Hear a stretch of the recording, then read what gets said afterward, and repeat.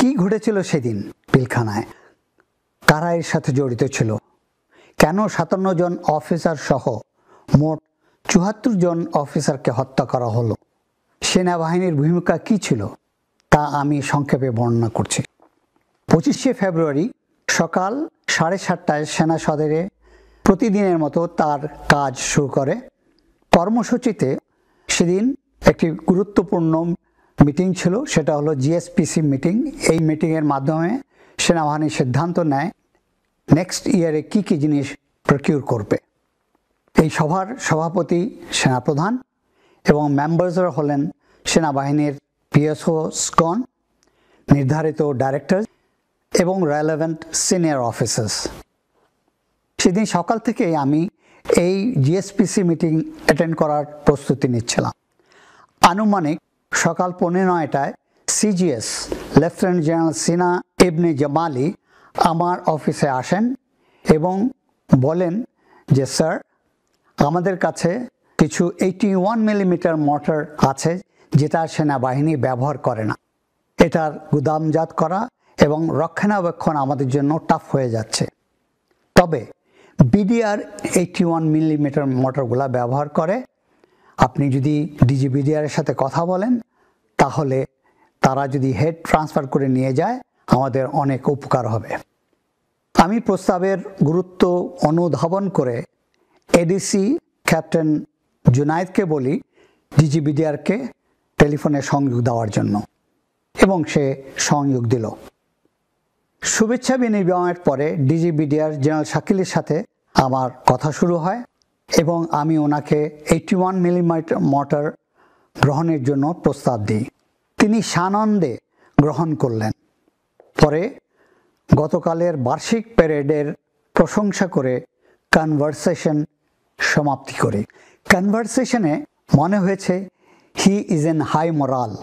এখন পর্যন্ত বিদ্রোহীদের পরিকল্পনা সম্বন্ধে তিনি কিছুই জানতেন না বলে আমার বিশ্বাস। যদি জানতেন তাহলে নিশ্চয়ই তিনি আমাকে অবহিত করতেন। 9টা বাজার 2 মিনিট বাকি আমি এবং সিজিএস জিএসপিসি মিটিংয়ের জন্য কনফারেন্স রুমের উদ্দেশ্যে যাত্রা করি। হয়তো জেনারেল শাকিল তার অফিস থেকে সেন্ট্রাল দরবারে অ্যাটেন্ড করার জন্য একই সময়ে অফিস ত্যাগ করেন। সকাল 9টায় জিএসপিসি মিটিং শুরু হয় এবং আমরা ব্যস্ত হয়ে যাই আমাদের পারচেজের ব্যাপারে। 9:30টার দিকে আমার প্রিন্সিপাল সেক্রেটারি কর্নেল ফিরোজ সভাকক্ষে প্রবেশ করেন এবং আমার কানে কানে এসে বলেন, স্যার, পিলখানায় গণ্ডগোল হচ্ছে, আপনার দিক নির্দেশনা প্রয়োজন। মনে মনে ভাবলাম একটু আগেই তো ডিজিবিডিআরের সাথে কথা হলো, হঠাৎ কি হলো? সে যাই হোক, সভা স্থগিত করে সিজিএস এবং ডাইরেক্টর মিলিটারি অপারেশনকে সঙ্গে নিয়ে আমার অফিসে এলাম। ঘটনা সম্বন্ধে বিস্তারিত জানার জন্য আমি জেনারেল শাকিল এবং প্রাক্তন প্রধানমন্ত্রীকে টেলিফোনে সঙ্গে দেওয়ার জন্য এডিসি ক্যাপ্টেন জুনায়েদকে নির্দেশ দেই। তাদের ফোন কন্টিনিউয়াসলি ব্যস্ত ছিল এবং তাৎক্ষণিক সংযোগ দেওয়া সম্ভব হয়নি। এরই মধ্যে সামরিক গোয়েন্দার মাধ্যমে পিলখানার সম্বন্ধে তথ্য আসা শুরু করলো এবং আমাকে জানানো হলো যে কি ঘটছে পিলখানায়। পরিস্থিতির ভয়াবহতা উপলব্ধি করে সময় বাঁচাতে কারো নির্দেশ ছাড়া আমি 46 ইন্ডিপেন্ডেন্ট ইনফ্যান্ট্রি ব্রিগেডকে অপারেশনের জন্য প্রস্তুত হতে নির্দেশ দেই এবং তারা তাৎক্ষণিক ব্যাটল প্রসিজার শুরু করে, যার নামকরণ করা হয় অপারেশন রেস্টোর অর্ডার।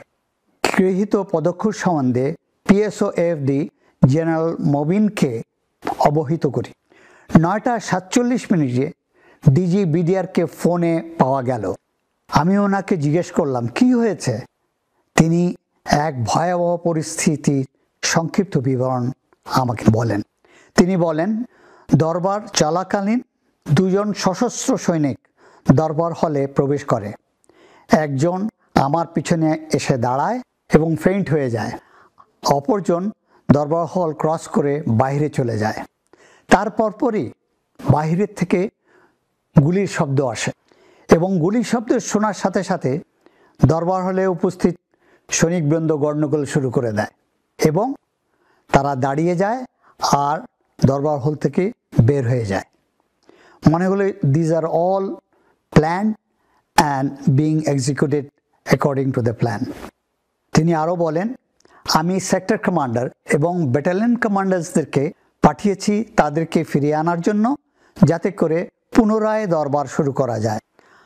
তিনি আশা করেন যে সহসাই দরবার শুরু করতে পারবেন।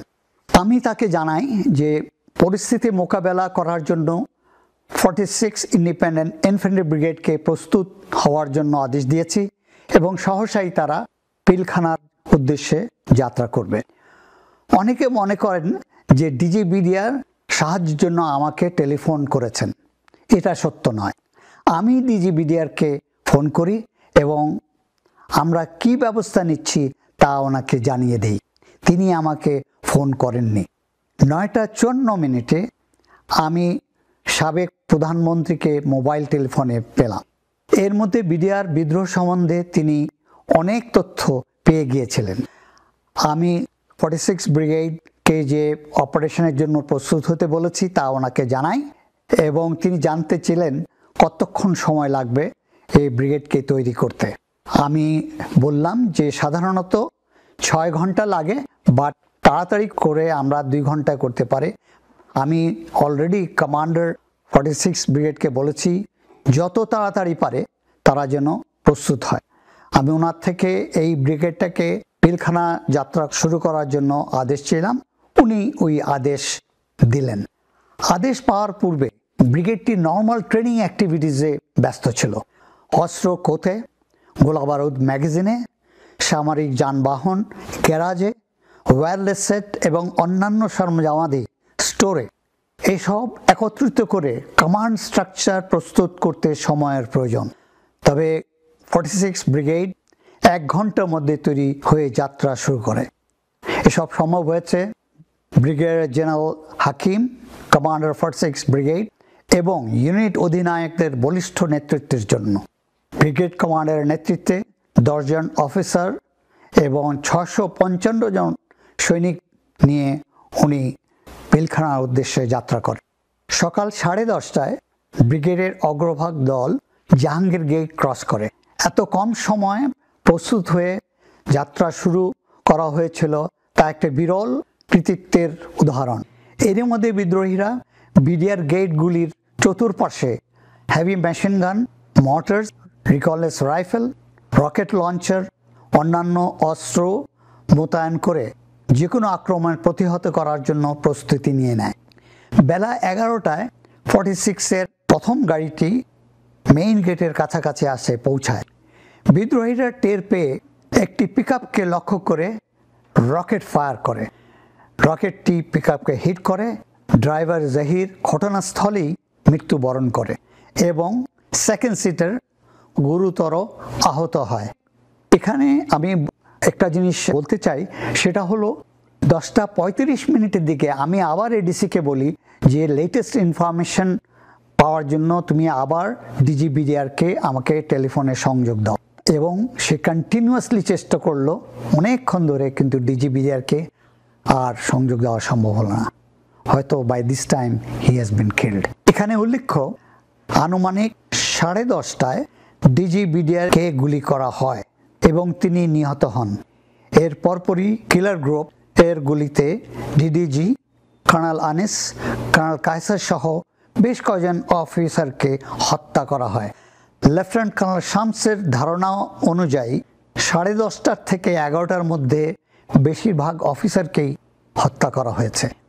আর আমাদের ব্রিগেডটি পৌঁছে 11টার পরে পিলখানার কাছে। তার মানে আমরা পৌঁছবার আগেই বেশিরভাগ হত্যাকাণ্ড তারা করে ফেলেছে। সাধারণত আক্রমণের পূর্বে সেনাবাহিনী শত্রুর দুর্বল স্থানগুলি বের করে নেয় এবং সেই স্থান দিয়ে আক্রমণের পরিচালনা করে। রকেট লঞ্চার দিয়ে আক্রমণ করার পরে ব্রিগেডটি ডিপ্লয় হয়ে যায় এবং তারা রিকনেসেন্স শুরু করে এবং তাদের উইক পয়েন্টগুলা বের করার চেষ্টা করছিল।